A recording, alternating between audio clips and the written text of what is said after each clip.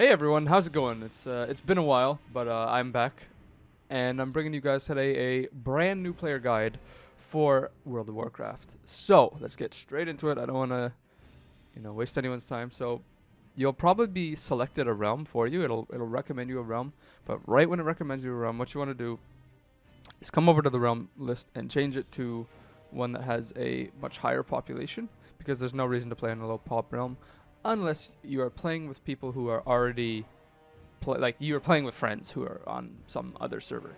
I personally play on Illidan. Illidan is also, you want to check the population of Alliance to Horde. So for example, you don't really want to play an Alliance on Illidan because there's maybe like 100 Alliance players on this server. So you want to make sure that you're choosing a server that fits what you want to do. So we have RP servers, we have PvP servers, but this is all going away pretty soon. The RP servers are staying, but every server is going to be PvP or PvE, with the new, I think it's war mode that they're adding in Battle for Azeroth. So don't worry too much if you join a PvP server. PvP is not your thing. It will all be pretty much consolidated into one sort of mode that you can just toggle on or off. So yeah, we're going to go to Illidan because that's where I already am. Create a new character. So you're going to be met with this screen. So we have the Alliance of the Horde. And so basically when it comes down to race and class, you can just choose whatever looks coolest to you. Because at max level, like if you ever are worried that, you're going to gimp your group by playing a certain thing, no, never ever. Maybe in vanilla that's the case, but in current WoW, it does not matter what you play as long as you're having fun. Because a well-researched, let's say, hunter can easily out DPS whoever, like some, flavor of the month, whoever's playing. Like, there's nothing that's really super OP right now. But let's say that it's, say that monks are really OP right now. But if you're really good at hunter, you can still probably, out DPS them. So really choosing a race and class does not matter. You can still compete with the best of them no matter what you're playing. At least in the current state of Legion. There might be some, in Battle for Azeroth that just there's one class that's good, but I highly doubt they'll do that. There usually is maybe 10% difference at most ish between the best spec and the worst spec. So you really have nothing to worry about.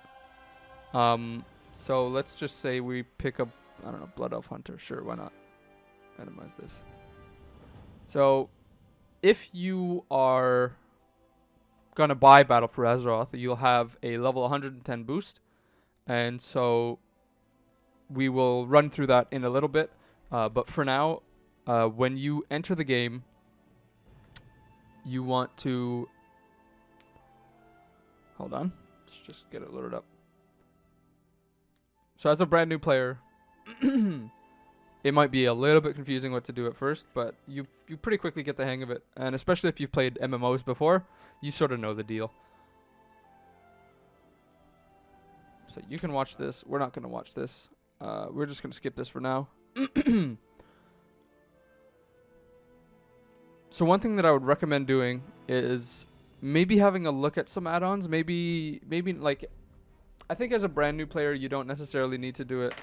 There's obviously, I don't think you ever really need to, but I personally really like the look of ElvUI, which is this add-on right here. So it has like this sort of a little bit more, I don't know what to call it, but hold up. It's a little bit more, I don't know. It looks a little bit more here. Actually, you know what? For all intents, let's just run through it. So, just basically just press this.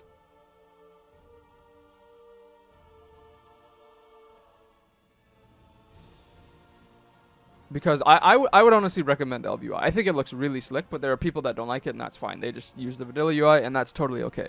But it does look a little bit dated, and there's things that are wrong with it. So I think that ElvUI just makes it look a little bit better, and you can get more bars here and stuff. So basically you talk to this dude, or you talk to whoever the quest giver is in front of you, depending on your race. And then so we have to go kill 6 mana worms, so you just go kill 6 mana worms. And then basically you follow this process until you are... Oh, and this, if you're wondering what this is another add-on that I have called Weak Auras, which will show me my cooldowns so I don't have to be looking down at my bars. I can just have them, you know, in my peripheral vision or you know, my main vision. So one thing I want to talk about is the all-important key bindings. It is so important that you're key bound, because there are players that will just sit there and click their spells, and while you're like level 5 and stuff, you can click them and it'll be totally fine. It will become a problem for you later in the game. So early on, you want to be keybound. It's very, very important. So general key bindings that I would recommend. Let's quickly pull up all the possible... Oh, I'm in combat, sorry. Quickly pull up all of the possible bars that you can have. This one and this one. So these are all the bars that you can have, I think, just in the default UI. So we have a lot of things to keybind. And I even still don't have some of them keybound over here. So a general rule is you can have this 1 to X, 1 to equals. That's fine. But you want to change some of your key bindings. So for example, Q and E, those are default bound to strafe, but you can strafe with the arrow keys. If you're holding right click, you can then strafe with the arrow keys. I don't personally use the arrow keys, but I'm aware that you can do that.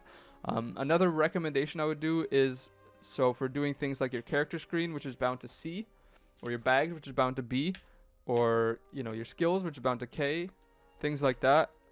You can rebind those to your numpad so that you can use those, like you can use those as combat spells. So I don't personally use K. Wait, actually I still have K on spellbook, but anyhow, I do use C a lot. So you can see C is bound over here. So finding a nice keybind setup that works for you is pretty, it'll improve you for sure. So one thing I'd recommend doing as well is being consistent across all the classes you play. While you're leveling, you're only going to have your one class.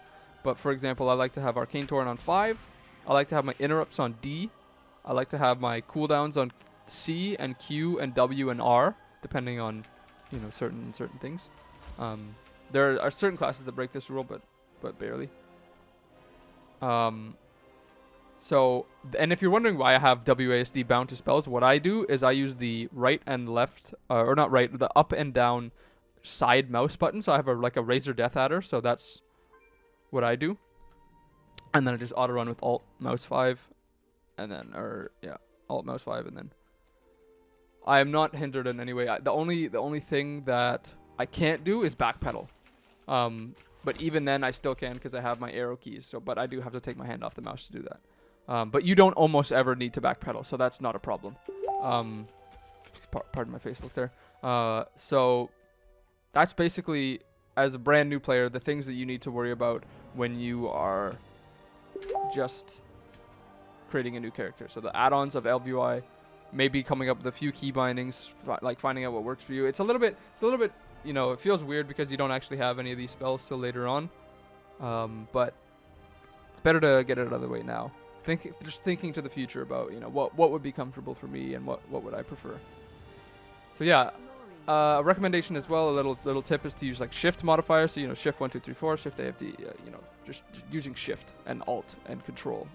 So whatever feels nicest to you is the best. There's no mathematical this is the best.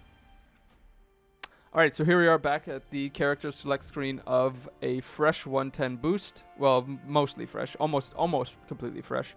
And so we're gonna walk through some of the things that you can do as a fresh 110 character that are fun. That's what you do. You know, the main goal of World of Warcraft is to be a level 110. So there's a lot of stuff to do. I'm doing a little bit of questing right now in the Argus zone, which is a new zone that was added in the latest patch. But basically, when you hit 110, you're going to be in Dalaran.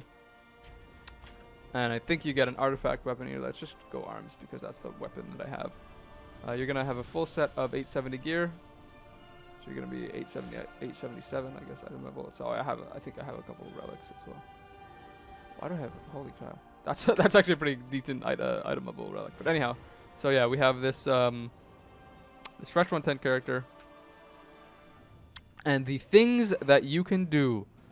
So if you don't really like to, you know, just do things by yourself, there's whole loads of group content that you can do. You can either queue for, you know, LFR with this raid finder tool. So you can queue for all these different raids that you can do. You could do the dungeon finder. But there's the real meat and potatoes. See, this is all just appetizers. The real meat and potatoes is what's called Mythic Plus. And Mythic Plus is a system in which you do dungeons on a timer, and the dungeons have different difficulty levels based on what's called the key level. And the key level is basically you get a keystone for that dungeon. You put it in the little thing, and then it starts the timer, and then you have to finish the dungeon in that time. And if you complete it in that time, then you get your key upgraded to a higher level, and then so the difficulty just ramps from there. And there's affixes that are on the keys as well. So for example, there's like explosive, which means the mobs in the dungeon will periodically spawn explosive orbs that cast a spell, and when the spell finishes casting, they'll blow up and do a bunch of damage. So things like that.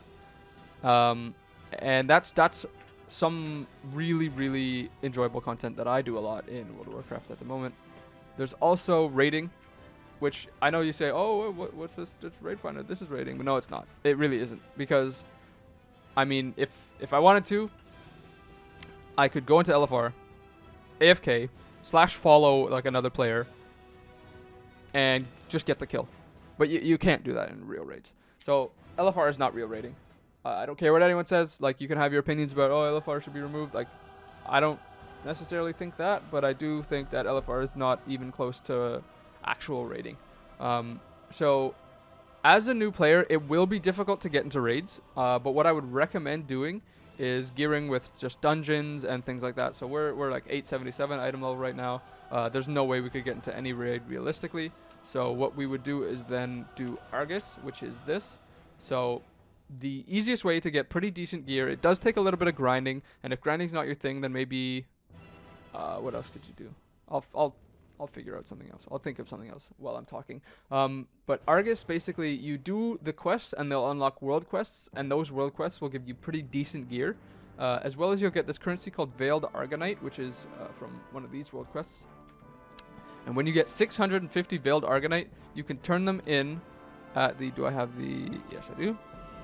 So when you get to the Vindikar, he is hiding out right here. So this guy will sell you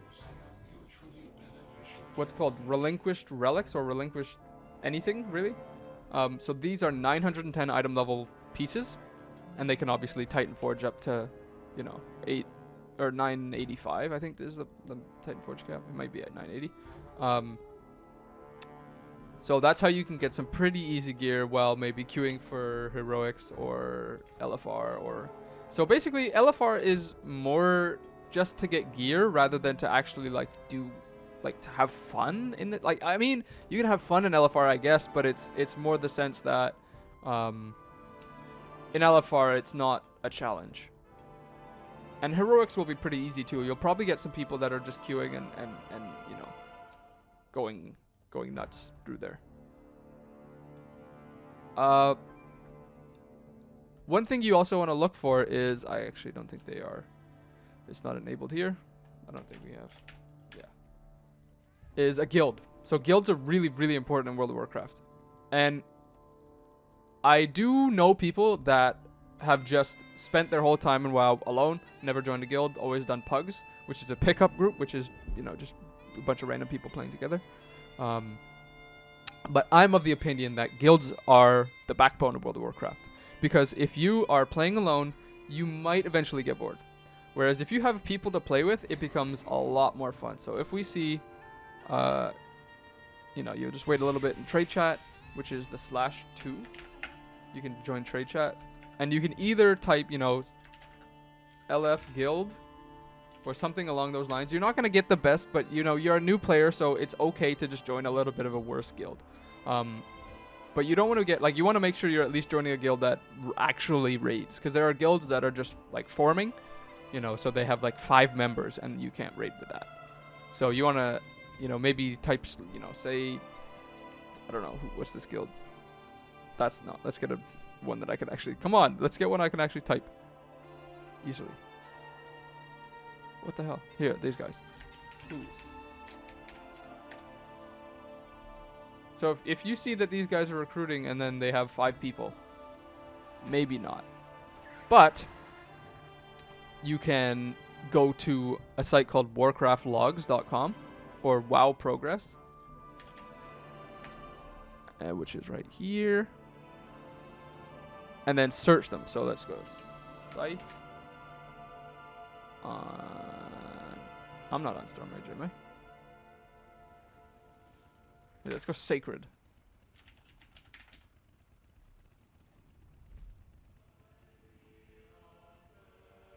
Okay, so they're not even here. So if they're not here, if you don't see them on WoW Progress, you probably don't want to join, because that means they haven't raided. And I'm not just missing them, right? Yeah. I am not just missing them.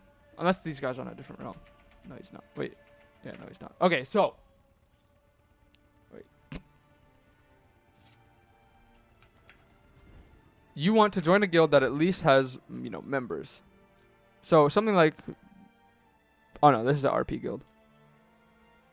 There's going to be a lot of RP guilds on this server, so... But you understand my point that you should try and join a guild, because you're going to make some great friends and you're going to play and it's going to be fun, and they can teach you a lot of stuff about the game, because there are so many guilds that love to just teach new players. And I am one of those players, but I'm not in one of those guilds at the moment. But tons of them exist, and really do not be afraid to ask, say, hey, I'm a new player. You know, can I come along for some raids? And they will be happy to help you.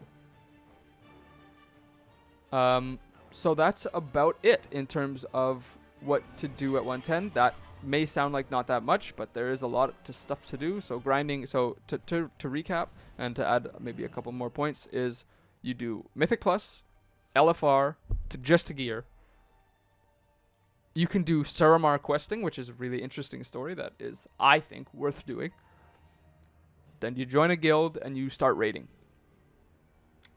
Also, you grind your artifact power or grind your weapon.